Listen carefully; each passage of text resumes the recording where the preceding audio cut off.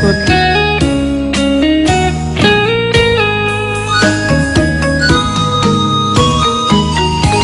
លាស្រុកលាស្រែលាម៉ែលាពុកអើយដើម្បីថ្ងៃមុខក្រែងរូ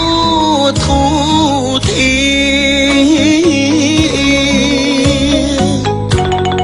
ទៅធ្វើបុលកទាំងចិត្តរងា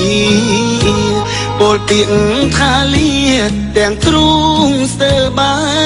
ច់ញ៉ើយមកដល់ស្រុងគេនឹកស្រុកខ្មែរណាំង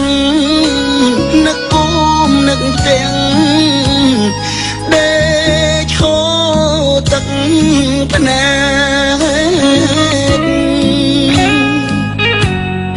ការងារធ្ងន់ស្រាលខំមិនអល់ឯងព្រោះចង់ឃើញស្អែកជួបជុំគ្រួសារនៅលើលោកនេះអ្នកណាចង់ក្រ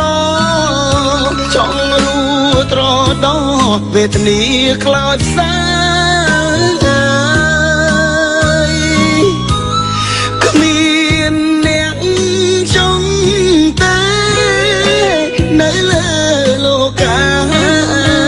គ្រប់រូបប្រាថ្នាតែចង់មានបានជីវិតអ្នកក្រធ្វើពលក៏គេអ្នកមានតែងតែរួននៅសុខសាន្តចង់កិច្ចក្រណាស់ចង់ស្គាល់មានបានវាសនាជួយច្រើនបំណងខ្ញុំផងអើយ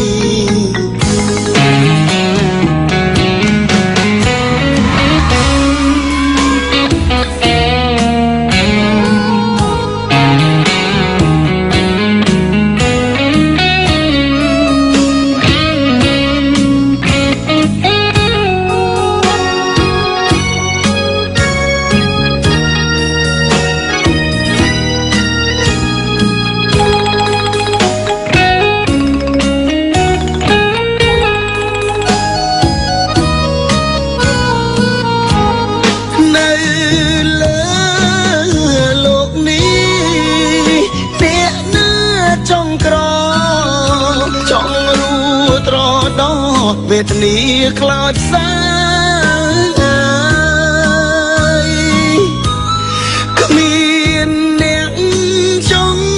តែនៅលើលោកាគ្រប់រូបប្រាថ្នាតែចង់មានបានជីវិតអ្នកក្រធ្វើពលក៏គេអ្នកមានតែងតែរួននៅសុខសាន្តចង់កិច្ចក្រណាស់ចង់ស្គាល់មានបាន